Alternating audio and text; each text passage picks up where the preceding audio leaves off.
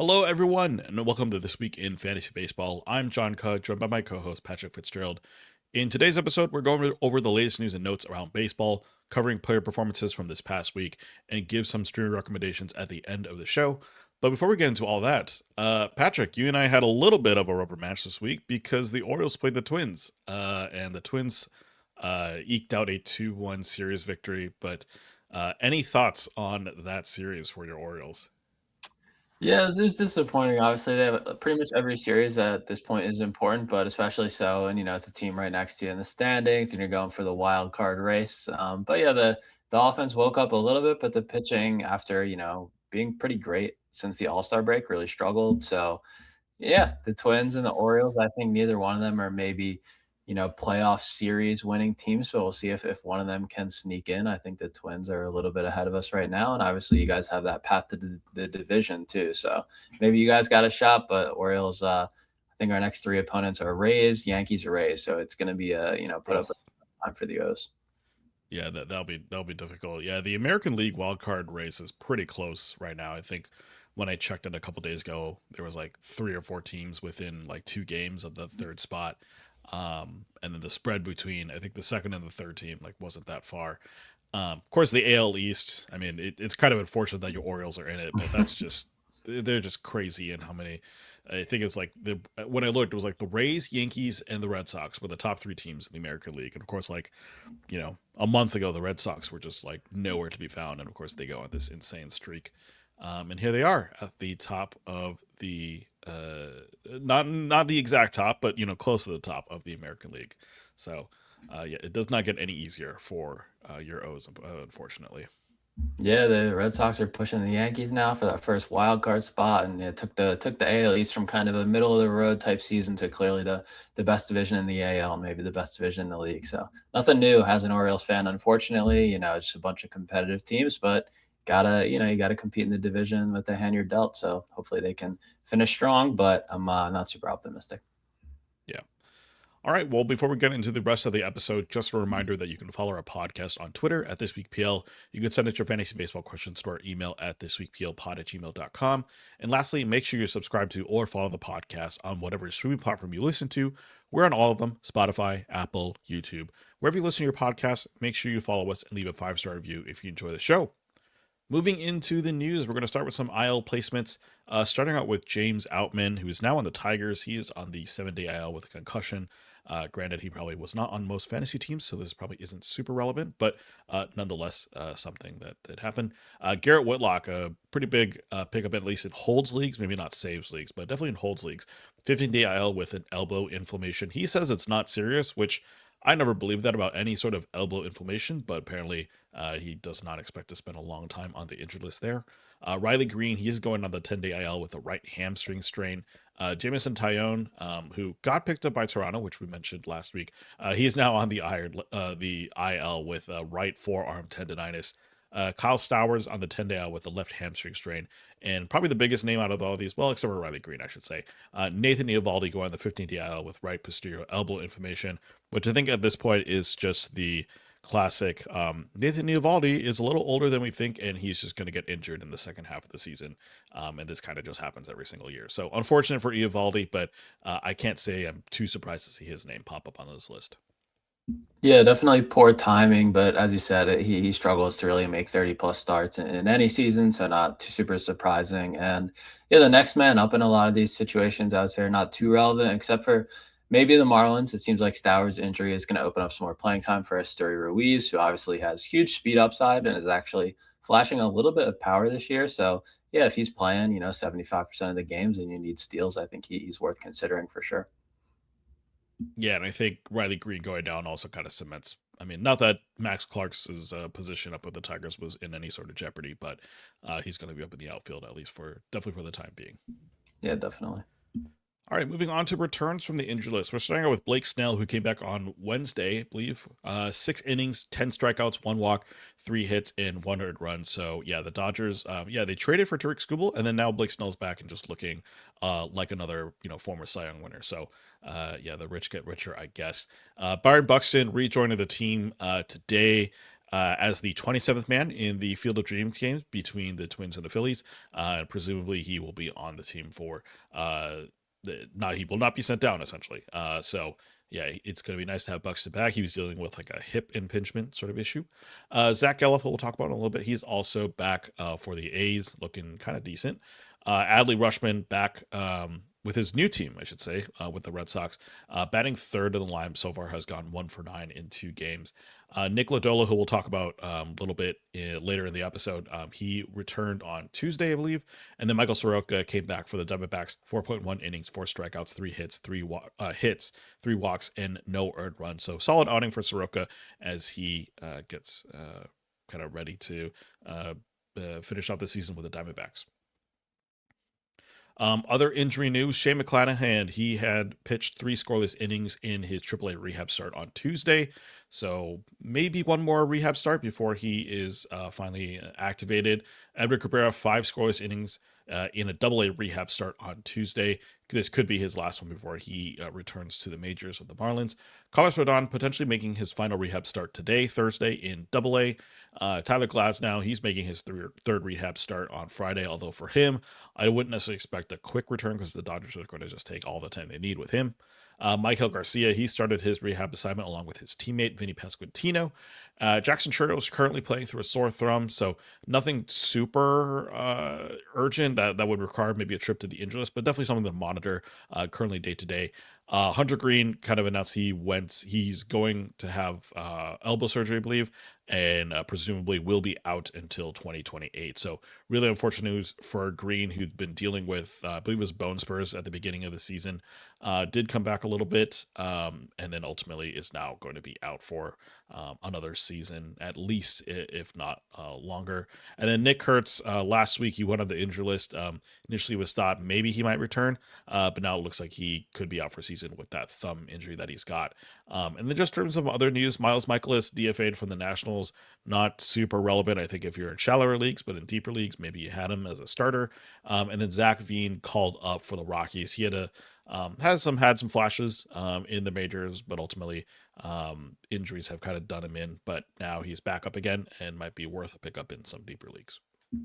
Yeah, I think he hit a home run in his first game back in the lineup, and yeah, it seems like it's going to be a big side platoon. So if he's at home and he's got a lot of righties, I think he is worth a look. I believe he was leading his minor league in OPS like over 1,000. It's a PCL, so super hitter friendly, but still nice to see. And then yeah, quite a few pitchers here that seem to be close to coming back to plug him into our lineups. And Hunter Green, it was a bummer. I definitely liked him as a stash play this year, but it's unfortunately just going to be 2 lost seasons for him, basically. So just got to hope that he comes back, close to the guy that he has been in past years.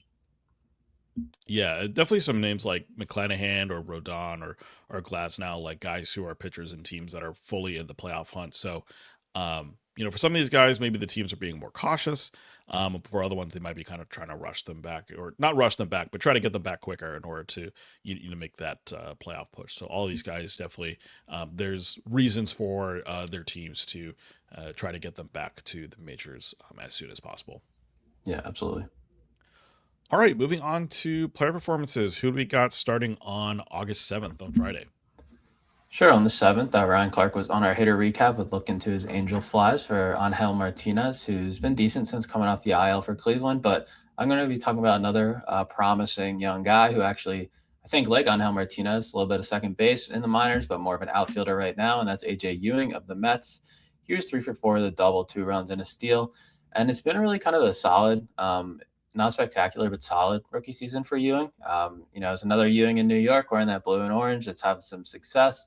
And yeah, he's an exciting player. He's got great sprint speed, over or roughly 30 feet per second. He's got 15 steals in just about a half season. It's obviously been a frustrating season for the Mets, but Ewing has been pretty encouraging, rookie and showing a little bit of a bright future there, hopefully for some pieces to pair with Juan Soto. And yeah, it's been, like I said, a solid season for Ewing. He's hitting 259 with 7 homers and 15 steals in 81 games. So exactly half a season there. Do you feel like his season maybe hasn't gotten enough shine because it's just been a bad year for the Mets? Or do you feel like this is maybe too bland of a profile to get too excited about? Yeah, I think the tough thing with Ewing is that there's another rookie on his team who's arguably better in Carson Benj. I think Benj does he have more? Yeah, he has, I guess, 2 fewer homers, but he's got 11 more stolen bases. Has a little bit of a better average as well. Um, so, and again, that's in more games, so it's not necessarily surprising that he's kind of leading that counting stat mark. But yeah, I would say Carson Bench is definitely getting a lot more love than Ewing for sure.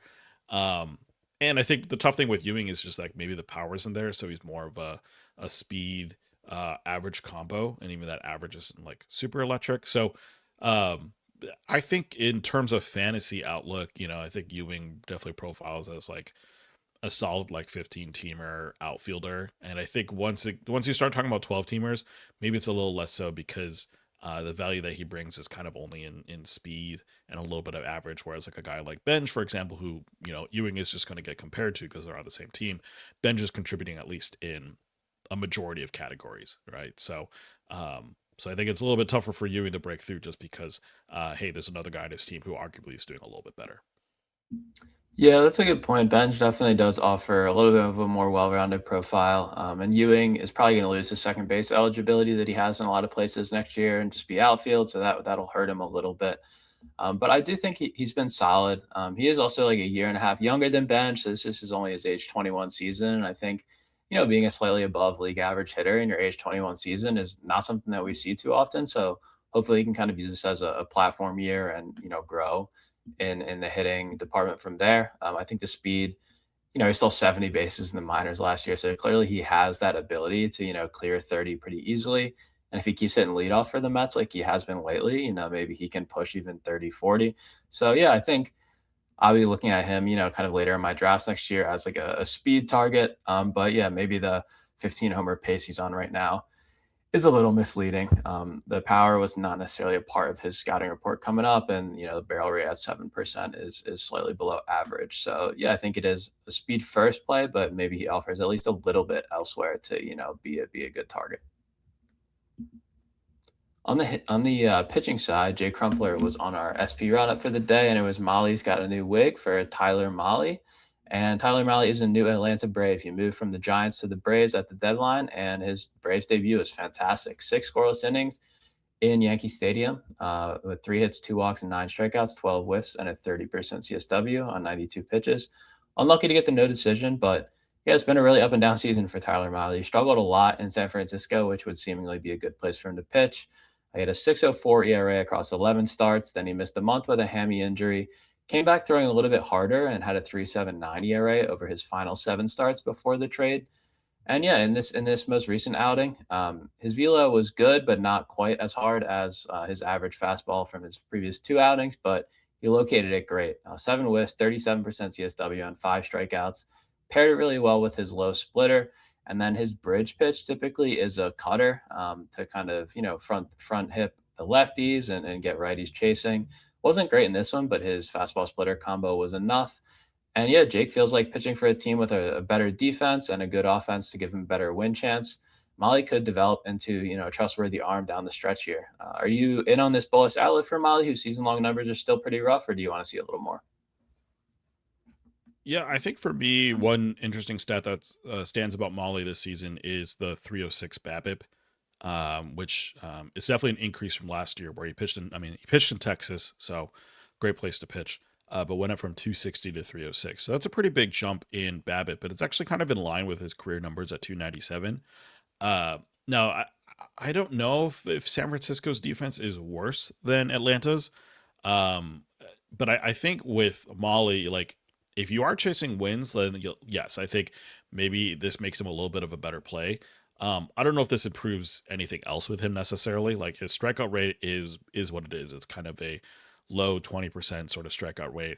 And if he's still letting on batters at the clip that he is with that 306 BABIP, right? And yeah, I don't know if I'd expect that to improve too much in Atlanta.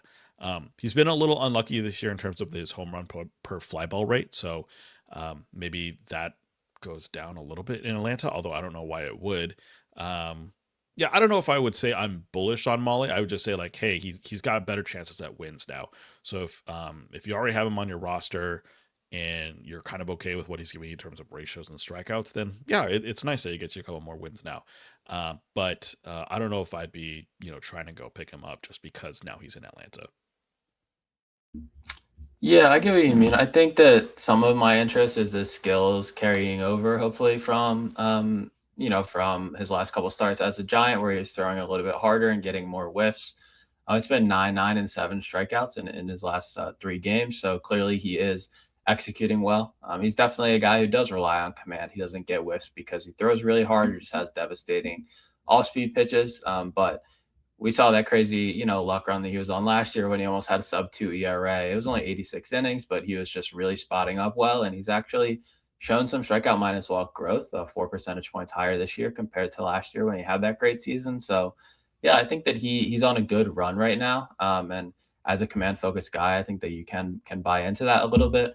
But yeah, not the highest ceiling in the world, I wouldn't say, but I do like him as kind of a back end starting pitching option. So yeah, I don't think he's really available in too many of my leagues right now anymore, unfortunately. But if he was, I would definitely be, considering adding or bidding on him.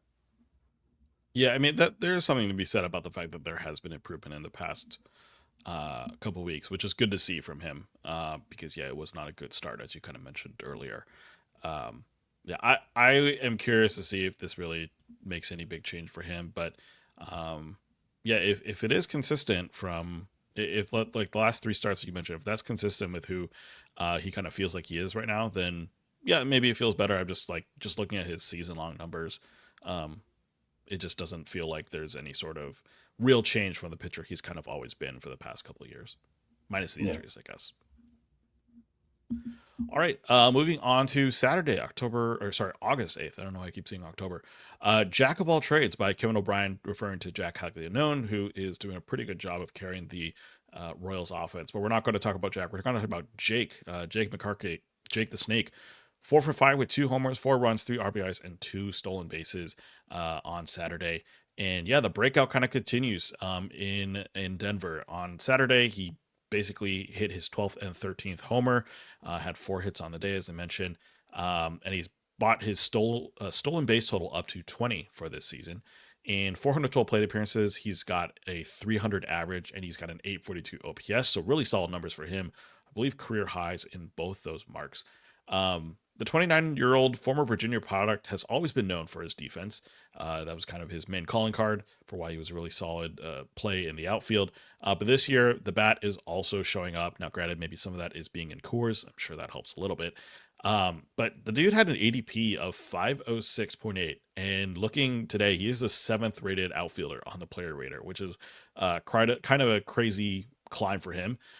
He doesn't necessarily stand out in terms of, a ton of different stats, right? He's got just kind of decent numbers around the board, but nonetheless, when you're basically contributing in all 5 categories at slightly above league average, that is going to help you on things like the player rater, right, which looks at your numbers compared to the league average.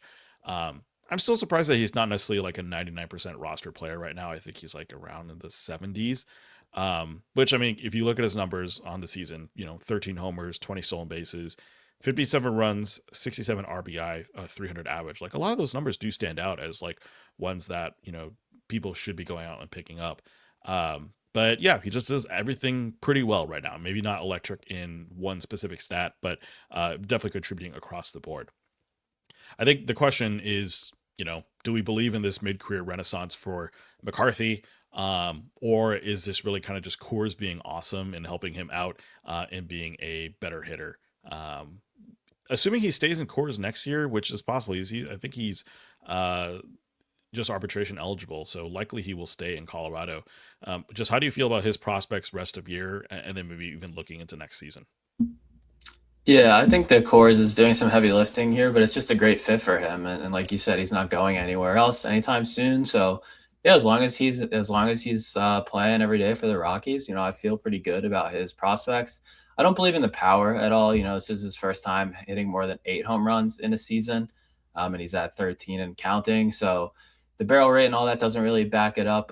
But I definitely believe in the batting average. He's a career 269 hitter, which is good, not great, but Coors will help him out there.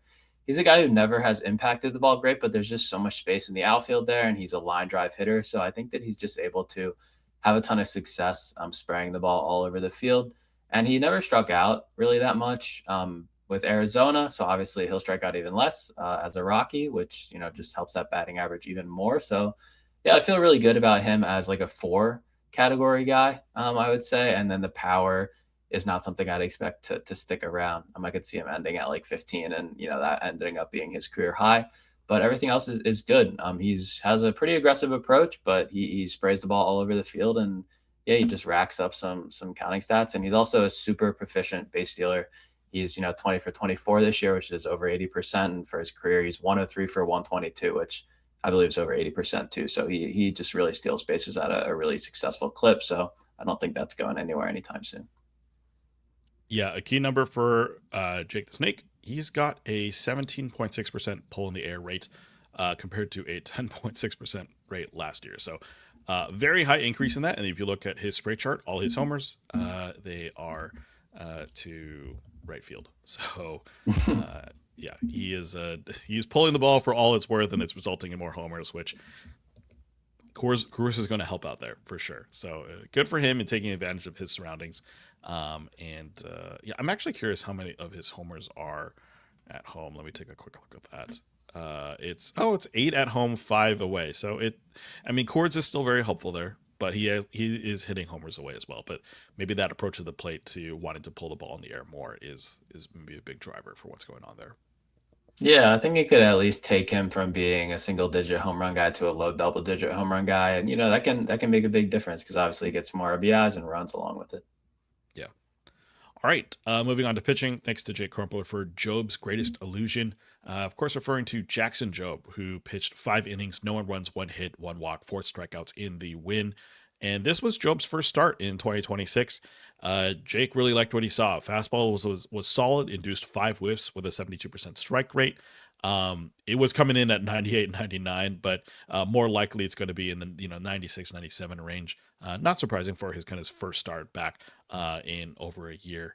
But yeah, high 90s velo for sure. He had 17 inches of vertical drop, really good, or sorry, vertical extension, I should say. Or no, that is vertical drop. Sorry, IVB. Slider was also a really good tool. He was locating a glove side pretty well, got 78% strikes on it, although it only induced 2 whiffs. Would expect that number to go up in the future. Other pitches were solid, although they didn't do too much. But Jake's kind of analysis was, hey, if they can kind of keep his strike rate up, if he's not just using them as waste pitches, there's definitely room for Job to be a really solid fantasy contributor this season.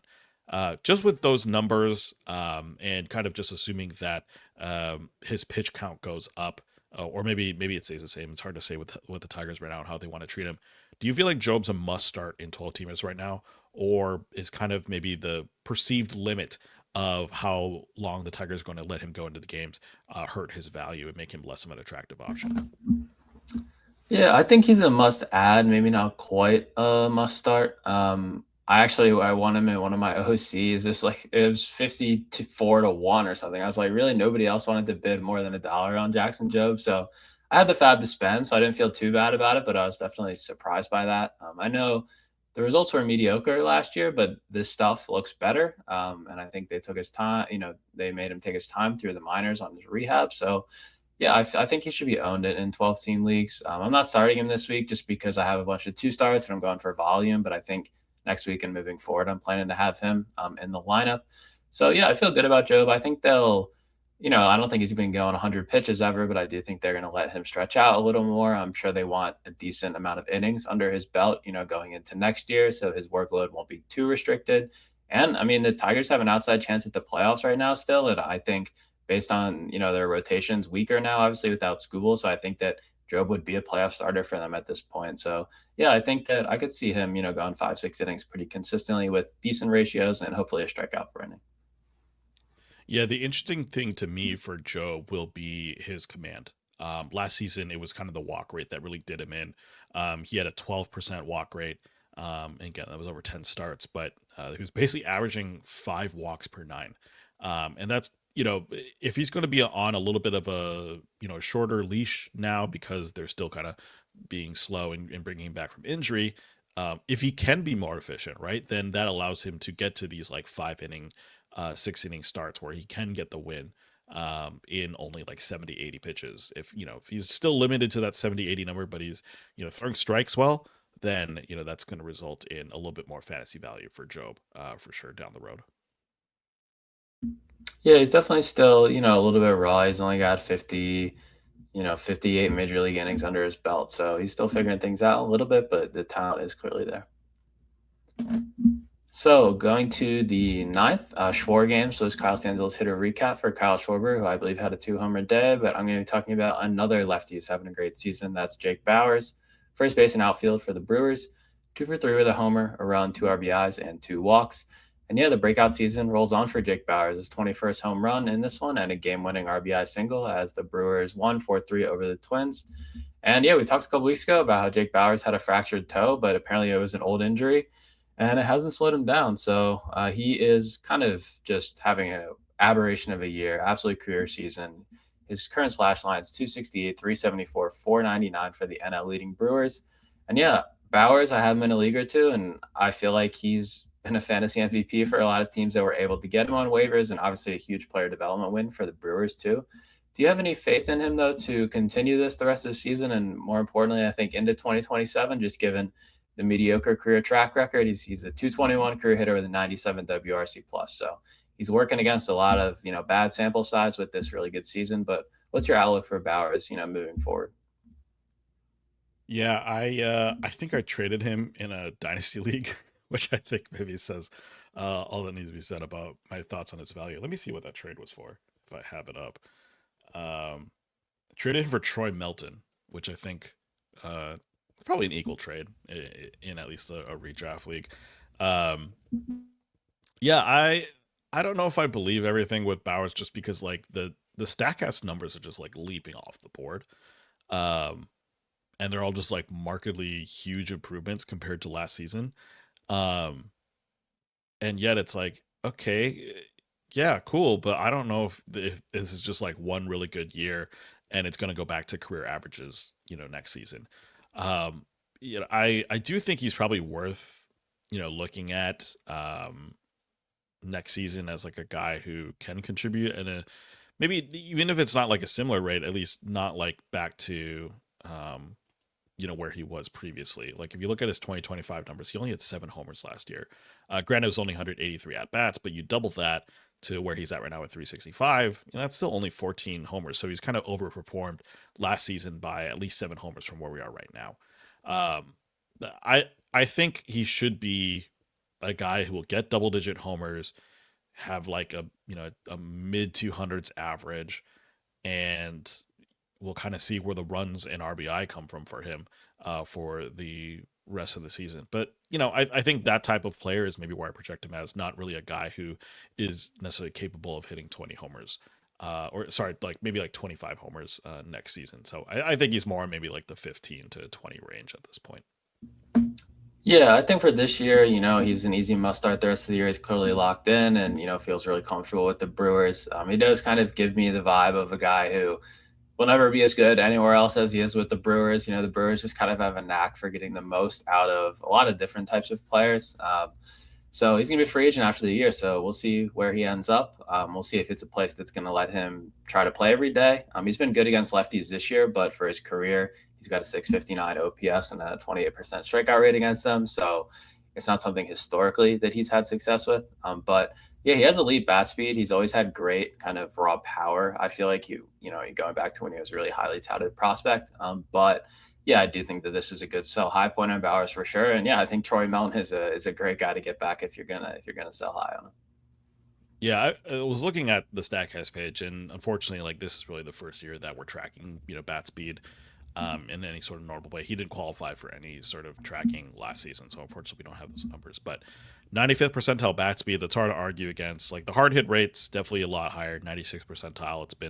It was at 65%, 65 percentile in 2024. That was the last season he was had enough accumulated enough stats, but the weird thing, I forgot that Statcast has this. Like they have expected home runs, which like it's helpful. I mean, it's not really helpful. It just like because it's so park dependent.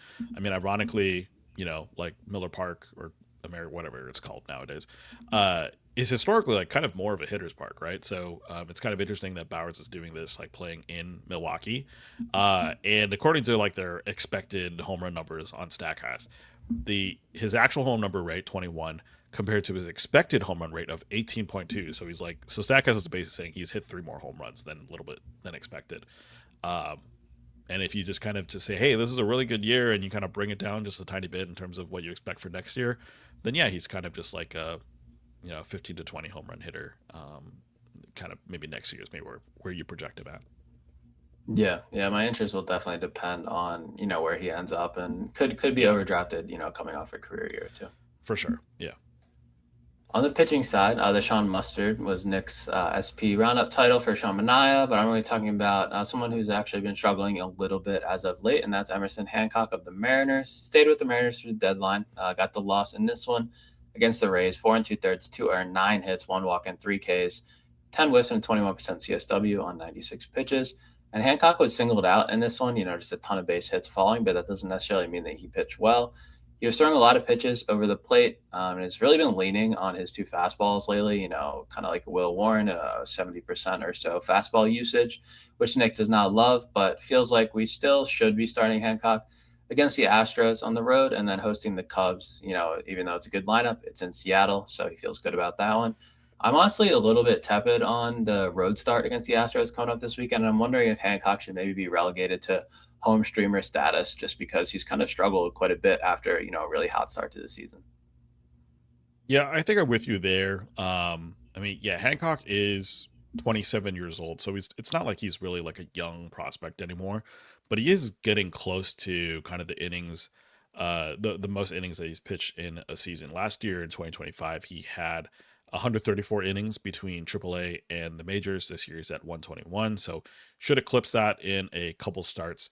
But I don't know if fatigue has something to do with it. I do know I believe Nick wrote about this in the start prior to this one, but Hancock apparently has had something weird with like the fastball movement on his pitches, where his I think it's his arm angle has been dropping a little bit, if I remember correctly. Might want to look that up in a little bit, but yeah, with Hancock at least, like there's something up with his stuff as it's kind of progressed over the season, where it's just kind of slowly getting worse, uh, and yeah, so I think because of that, yeah, I think Homer streamer status makes a lot more sense for Hancock at this point, rather than someone that you trot out every time he starts.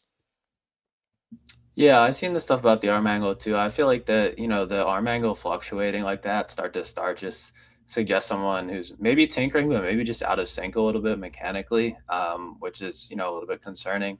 So yeah, I think that like a lot of Mariners pitchers, his home road splits are really stark. This year, I think it's only a half run ERA difference, but the WHIP difference is about zero point 0.2, which is pretty big. And then for his career, he's got a 3.72 ERA at home and a 4.79 on the road, and a 1.16 WHIP at home and a 1.37 on the road. So, yeah, that tells me kind of all I need to know is that I think I could still start him at home, even though he's struggling, but I don't think I'd be doing that on the road, including this one coming up against the Astros. Yeah, he's impressive, and how he kind of remade himself after a couple of rough seasons as a swingman. So I think he's made himself into a viable major league starter, but the 3.35 ERA and 1.12 WHIP we've seen this year, I think is a little bit misleading. But yeah, hopefully you can leverage that home park and continue to get solid ratios from him.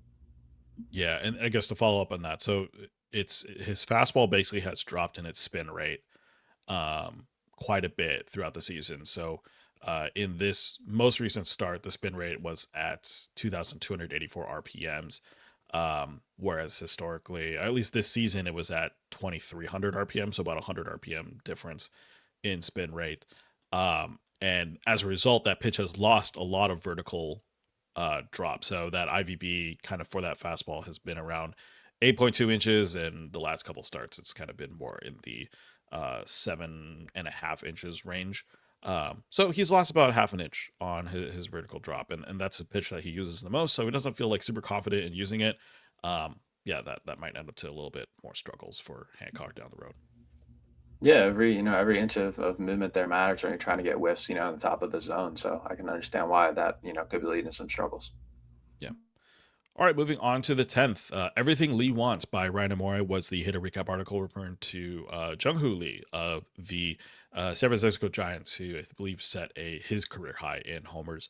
But we're going to talk about Zach Geloff, who came back from the injured list, as we mentioned earlier, 2 for 4 with a double, a homer, 2 runs, and 2 RBI. So he, got back from the injured list and looked great. He basically, prior to the injury, Geloff actually was looking pretty decent, slashing 273, 327, and 476. The strikeout rate was also down at 25%. And he was pretty successful on the bases as well, stealing 8 out of 9 attempts. And now that he's come back, he hit ninth in this game, specifically in his first game back, but has hit second and third in the last 2 games that he's played in. So, A is very willing to move him up in the order if he's going to play well, which hopefully, bodes well for, more plate appearances, even if he can continue on the pace that he was at prior to going on the injury list.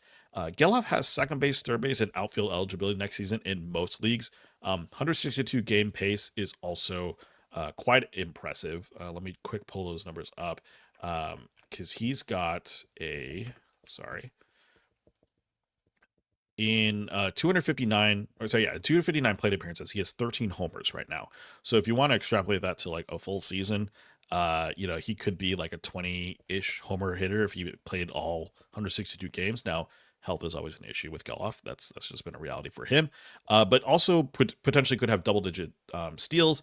And with kind of the status of this A's offense, right? If you're batting in the middle of that offense or batting leadoff for it, that's a really good spot to be. So right now, where does Geloff kind of rank for you? Knowing that he has second base and third base eligibility among those types of players, is this a guy who is a top 10 guy in both those positions? Or is he maybe someone who's just outside the top 10 in both those positions, but could be a guy that maybe is worth a look at maybe in drafts next year as kind of a late pick? Yeah, I would say at least rest of season, while he's playing well, I think he's kind of in the back end of the top 10 at third base, which is crazy because he was really a fantasy afterthought, coming into the season. Second base is a little bit deeper in the middle kind of tier. So I think maybe just outside the top 10. But yeah, I mean, third base, it's, you got Junior Caminero, Sal Stewart, kind of Kevin McGonigal, I guess, at the top, and then Miguel Vargas, Jazz Chisholm, Max Muncy, right? So that's six right there. But I'm looking at the Fangraphs player rater, and Casey Schmidt's obviously hurt, could be out for the season. And then like Ezekiel Duran and Okamoto are in the top 10, but I think I might take Zach Geloff over them. I think they're more kind of accumulators who might slow down a little bit. So obviously, I have like Manny Machado and J Ram who are, in that top five still, despite, struggling and being injured. So yeah, back end of the top 10, I think he fits in well there. The A's do really struggle offensively on the road. So definitely, I think it's okay to maybe sit him occasionally in tough road matchups, but I think at home, he just offers great power speed blend, and he's cut down enough on his whiff to make the average palatable. So yeah, I feel good about him rest of the season. And obviously the triple eligibility is, just a really nice piece to have on your team, be able to move around your starting lineup. Yeah, one interesting fact, because I'm in the middle of a pitcher list way too early 2027 mock. Mm. Um, Jazz Chisholm's going to lose third base eligibility next season, which I think is really interesting. It makes third base a little more dry. Sal Stewart, I know we talked about Sal Stewart where he was going to go in drafts last season. He was the 10th pick in the third round, which I think was kind of a little, maybe it's a round higher than maybe what we were expecting. I think we were kind of hoping maybe end of fourth, early fifth would be nice for Sal. The surprising pick, though, Miguel Vargas went in the third round in the sixth pick, and I saw that happen. I was like, "What the heck is this?" Miguel Vargas has had a great season this year. That's not where I think I'd have him next year, but yeah, third base is No, a very definitely interesting Sal Stewart. situation. I think Sal Stewart's the better option there for sure. And one Vargas Hundred has percent. had, I have him in a couple of leagues, which has been great, but he's had a rough last month, and the batting average, is not great. So I think that Sal Stewart's definitely the better option there. Yeah, but it would not be surprising if Geloff, like, he's not going to be. I don't think he's going to be taken in the top 10. I don't think that's where top 10 rounds, I should say. But top 15, I think he's got value as a triple position guy that you can move around in your in your league, especially if you have like two utility spots or if you need a second baseman late or a third baseman late. Like he's got definitely some value there in that position. Yeah, I think, you just have to be aware of how much of an outlier season this is in terms of his contact rate. Like he's got a career high contact rate right now by almost 7 percentage points compared to like his other 3 seasons, which are 2 partial and 1 full season. So for his career, he's like a low 30% strikeout rate guy coming into the season, and now he's at 25%. So I think that, Yep.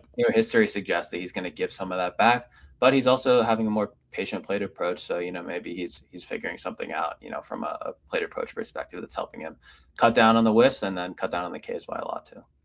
Yeah, and it's also so hard to evaluate him because he's literally only had like one, I guess technically two full seasons prior to this, because his first season as a rookie he did get called up middle of the year, but did play for the rest of the year.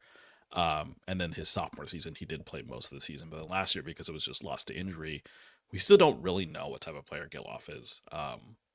And yeah, next season will be presumably the last season there in Sacramento. We'll see. But it also might be the last time that he's maybe a little bit sort of a viable fantasy product. Yeah, hopefully he can stay healthy for the rest of the season. We can just learn as much about him as we can before next year. Yeah. All right, moving on to pitching. Kramer the Crop was the SB Roundup article from Nick, of course, and we're going to talk about Dean Kramer, who I guess we both now have a connection to. 7 innings, 1 run, 1 hit, 1 walk, 7 strikeouts. Got the win against the Orioles in his revenge game, and maybe that's the analysis that hey, it was the revenge game. But Nick did go a little deeper than that in his analysis, and yeah, he had a little bit increased velocity, which I don't think anyone is surprised about in terms of the narrative around this story. Had more vert on that pitch as well, 19 inches compared to his kind of normal 17 ish. But the cutter and the splitter were solid. He located them well, did well in using them in specific matchups. The splitter going against lefties, the cutter going against righties. And so I think the question really is like, how repeatable is this, right? In terms of where he's moved, he basically moved from two very similar situations, right? Teams that want to pick up wins by the end of the season. So in terms of his win opportunities, maybe there's a little bit more of a help in the weak AL Central as opposed to playing in the very strong AL East. So maybe there's a tiny bit of a win opportunity there that he gets now. But let's just take away that velocity increase for him and assume that it's going to be back to kind of normal for the rest of his starts. Is maybe this change in approach to lefties and righties? I don't even know if I'd really call it a change, just kind of maybe this very slight improvement, be enough to at least warrant a spot on 12 teamers, or is Kramer still a guy that at the end of the day is just kind of on your waiver wire and you pick him up as a streaming option? Yeah, I think that Kramer just has never done he's never done enough to kind of, yeah, emerge to become more than just a streamer in 12 teams, just a one day stream a good matchup and then you cut him. At the same time, I think as an Oriole, his contributions were really underrated. I mean, it was basically from 2022 to 2025, he gave the Orioles like 600 innings of a 4 ERA and a 1.25 whip. And that's really valuable in real baseball, maybe not as valuable in the fantasy game when you're striking out less than 8 hitters per nine. But yeah, I just think that in 15 teamers, he has his utility and, might be more than a streamer, might be a guy that you're keeping on your roster and starting him most of the time, or at least in his easier matchups, but you don't want to let him go. But yeah, 12 teamers, I don't think that there's enough here. They need to go out and grab it. He's, for his career, he's got a 4.33 ERA and a 1.28 whip. And his ERAs in the past 3 seasons, besides this year, were between 4.1 and 4.2, right? So he's remarkably consistent. It's just not consistency at a level that I think has enough fantasy appeal for shallower leagues. And the K minus walk has been better this year, but the actual stuff I don't think is really all that different. Yeah, again, like there's not too much that you can really take away from this start compared to his last start with the Orioles, right? Like usage was really around the same for all his pitches. Locations were pretty close to around the same. And maybe a little bit of a tighter emphasis on the splitter going his arm side, I guess. But yeah, again, not too much to really take away from this start, and I don't think Twins pitching coaching is going to necessarily do enough to make him like a much better starter in the remaining month and a half or 2 months of baseball. So yeah, I'm kind of with you. I don't think he's anything more than just a streamer at this point. Um, and if he becomes more, that's going to be a next year thing, not a this year thing. Yeah, yeah, I know he'll have his good games every once in a while, but I think he kind of tucks you in a little bit, and then he can, he's definitely susceptible to the long ball, so there can be some ugly, earned run games for sure. So going to the 11th, Dadley's home was Griffey Geiss's hitter recap, and instead of talking about another Oriole who's in a new place, we're going to talk about Alex Bregman. So he's having a great last couple days. Obviously, he's on the Cubs now, third baseman, 2 for 4 with a homer, 3 runs, an RBI, and a walk in this one. And on the year, he's slashing 256, 347, 412 with a 112 WRC plus. So kind of pedestrian by his standards. He hasn't quite been himself, especially in the power department.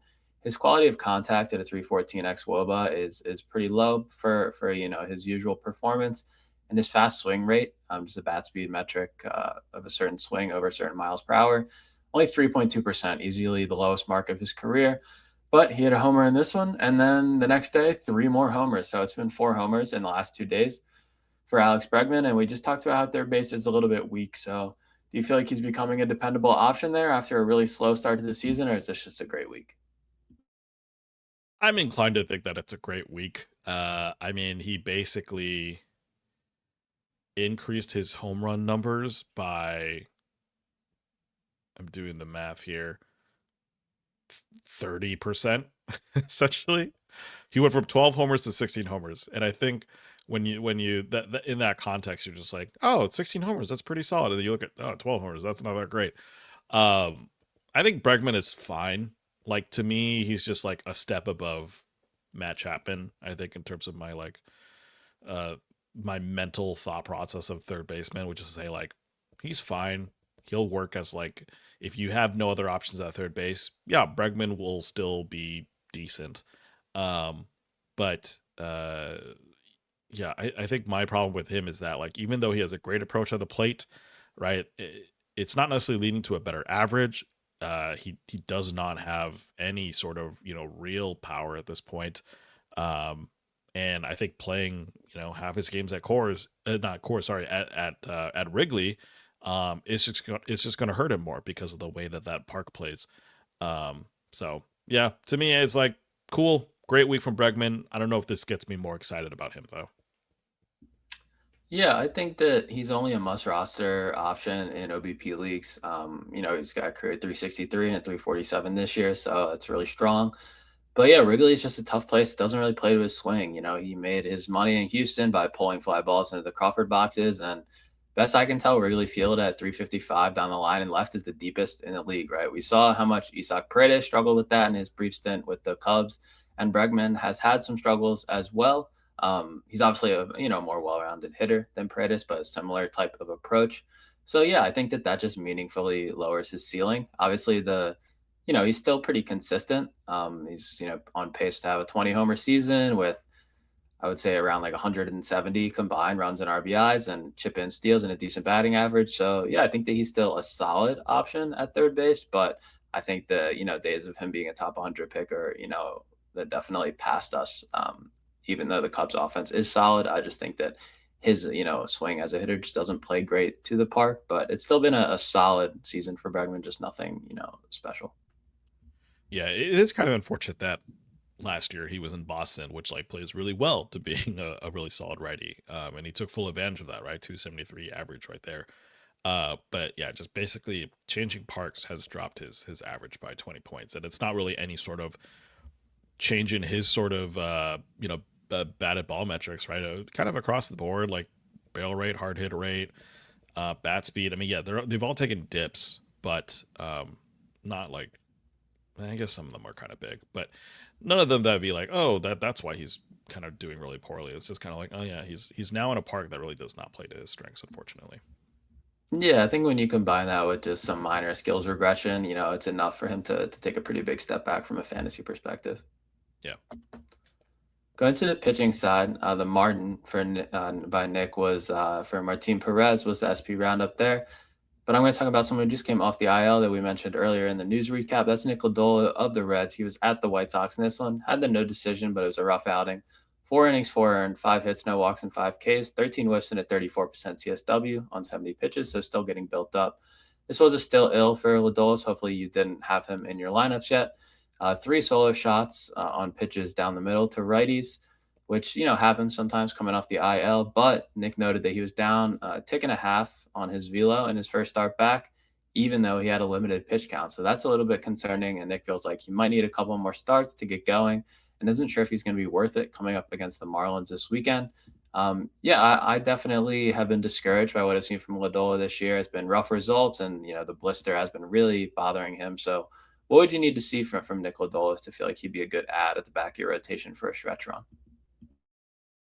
Yeah, I mean, it feels kind of weird to uh, like there isn't a noticeable velo drop, I should say, right? Looking at the season numbers, so if the velo does kind of get back up to, I don't know, 94 and a half, then like that'd be great. But he's kind of already around there right now.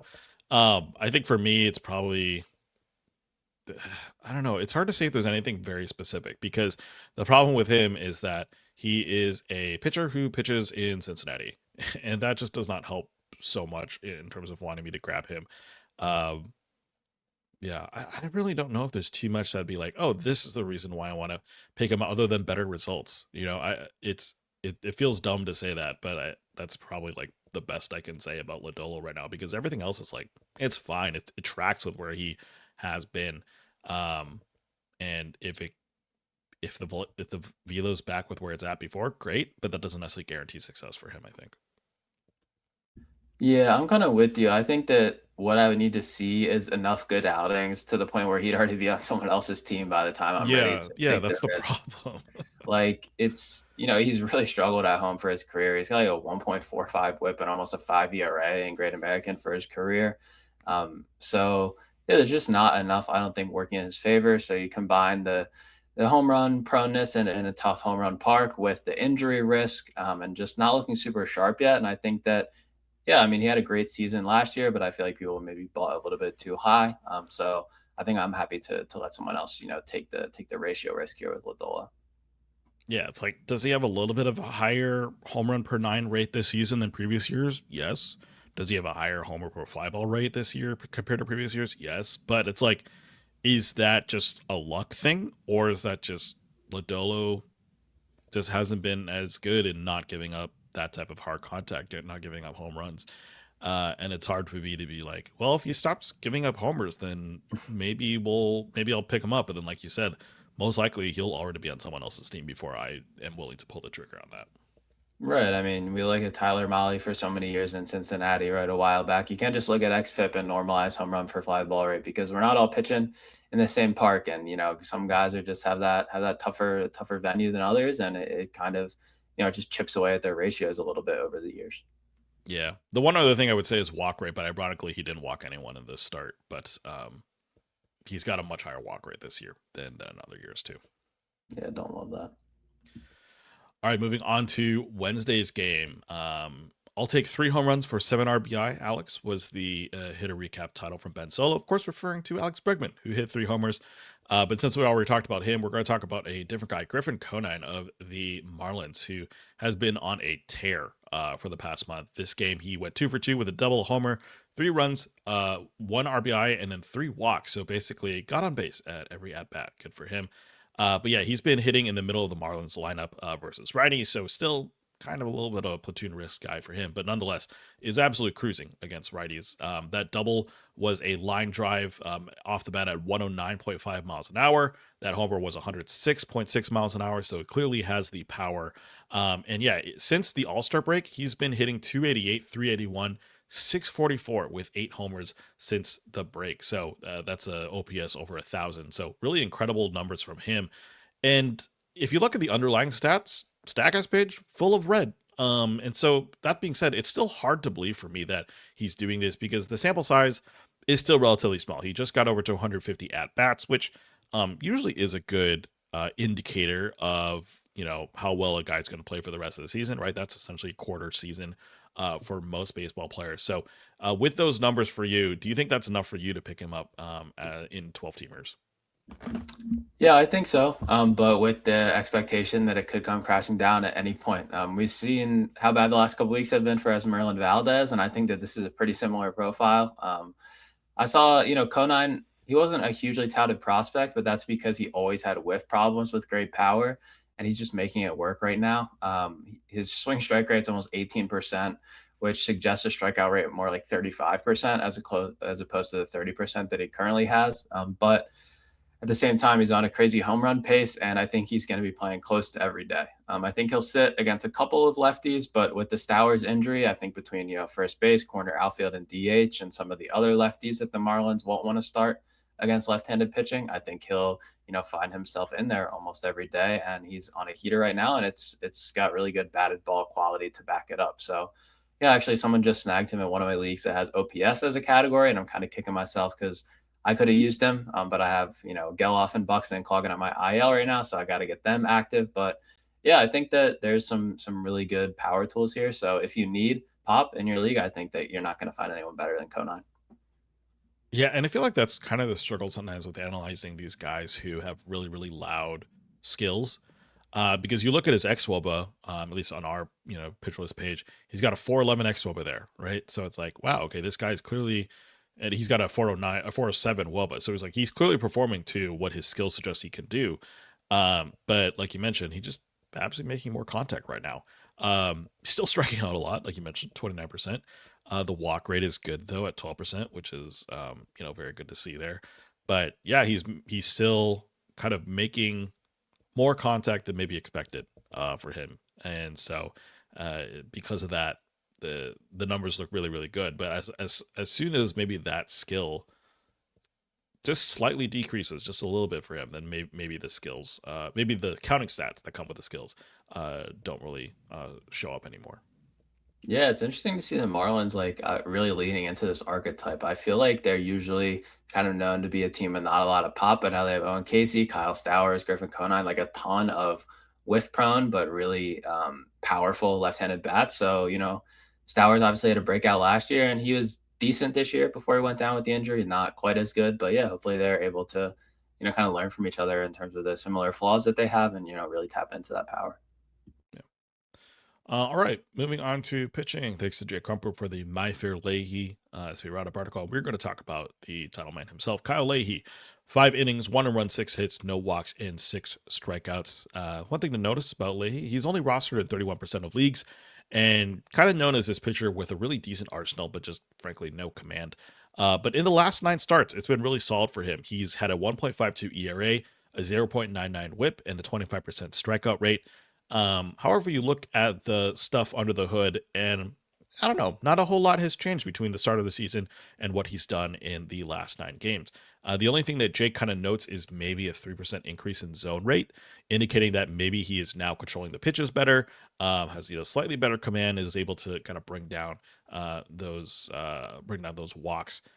But still, you look at over this hot streak, the luck stats have also kind of indicated maybe they're the reason why he's succeeding. He went from a 346 BABIP to a 282 BABIP, and his left on base rate has increased from 77% to 91%. He's had some slight increases in velocity around the board, and his four seamers specifically, those have gone up in velocity, which have really good extension. So, like we kind of mentioned, every single inch or every single mile per hour is very good for a pitcher. So Jakes seems to think that while there might be some explanation for the hot streak, it seems to be more because Leahy has been getting a bit more fortunate with his good luck. Would you agree, or do you think Leahy is a solid pickup for the rest of the season? Yeah, I think that he is running pure from a luck perspective here, but I also yeah, he's been pounding the zone and really just limiting the walks, and I think whip was his biggest issue. So he's going to give up base hits. I think that's okay as long as he's not issuing too many free passes. He's got a really nice six pitch arsenal, so he's got 4 or 5 offerings for hitters from each side of the plate. So I think he's able to yeah, and do some weak contact and just he's able to pound the zone because he has so many different offerings. So it's hard to sit on a certain pitch. So yeah, I think that his stuff is not overwhelming, but I think he's just in a good enough run right now that I'd feel comfortable going for him. And yeah, I think he's owned pretty much everywhere that I was looking to add him in my leagues for this start, and a nice 2 step next week that we're going to talk about in the streaming segment. Yeah. Also need to shout out Luis Castillo, who went 7 innings, no one runs, and 10 strikeouts in his second start for the Chicago White Sox. But we'll see if that kind of continues for Castillo. But nice to see him get a little bit of success this year. But um, going back to Leahy, I think the one thing that's maybe slightly interesting is that he hasn't issued more than one walk in over a month. So yeah, maybe there are some real improvements in command there for him, and it's nice that it's come with kind of an uptick in strikeouts as well. So. Yeah, hopefully he's available in your league. If you can try to pick him up. If he's not, then maybe you just play with really good league mates, and that's kind of annoying. But also the reality sometimes of fantasy baseball. Yeah, absolutely. All right. Speaking of guys to pick up, we're going to move into our streamer segment. And yeah, who we got to cover in terms of kind of results from the past couple of weeks. Yeah, so 2 weeks ago, recap was a tough week. We had 2 losses and 1 push. So Christian Scott was a loss, and a no decision where he went 5 and allowed 3 earned. Brandon Sproat lost his second start after a bad first one, so he was a loss. And then Patrick Sandoval missed his second start, but got the win in his only start with 5 innings, 2 earned, but is a 2 whip. So we're calling that a push because the win was good and the ERA was decent, but bad whip. Last week, Hayden Wesneski and Keter Montero are looking pretty good. Hopefully, will be wins when we recap next. And Gabriel Hughes was a bad first start, so no more Rockies pitchers. Should have learned my lesson on that one. And then Dustin May was an official streamer because he's too heavily rostered, but he had a great start. So yeah, this week I think there's a lot of good options. A couple guys that we already touched on in the podcast. So Luis Castillo is the first one, 62% Yahoo, 49% CBS. So right kind of on the rostership. Edge in terms of a streamer. He's got 2 starts at the Cubs, home against the Mets. So one tougher one good one. Hayden Wesneski, again, 22% Yahoo, 50% CBS. He's got 1 start at home against the A's, who have a 644 road OPS. So really nice wins play there, even if the K ceiling is not that high. Martin Perez, 2 starts for the Braves, 29% Yahoo, 44% CBS. He will be at Minnesota and Milwaukee. And yeah, 4 of his last 5 outings have been scoreless. So he is really locked in right now.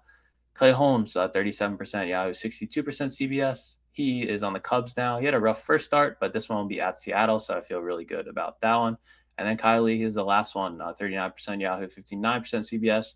2 road starts, Cincinnati and Philly. So tough matchups, but like we said, he's been a great run. 8 earned in his last 9 starts with a 46-9 strikeout to walk ratio, so he's really locked in. And the Cardinals have 8 games next week. So they got the doubleheader Monday and then a game every single day after that. So I think that they'll be letting their starters, really go for it and hopefully get some quality starts. And then a couple guys that are probably too rostered or, in different situations to be streamers. Edward Cabrera has looked great in his rehab. Could get 2 starts, so just keep an eye on how the schedule develops there. And then Dustin May again gets at home against the Mariners. So I feel pretty good about that one too. Yeah, Martin Perez just will not go away. The dude, I think he's been shuffled like on and off the Atlanta roster quite a few times this season.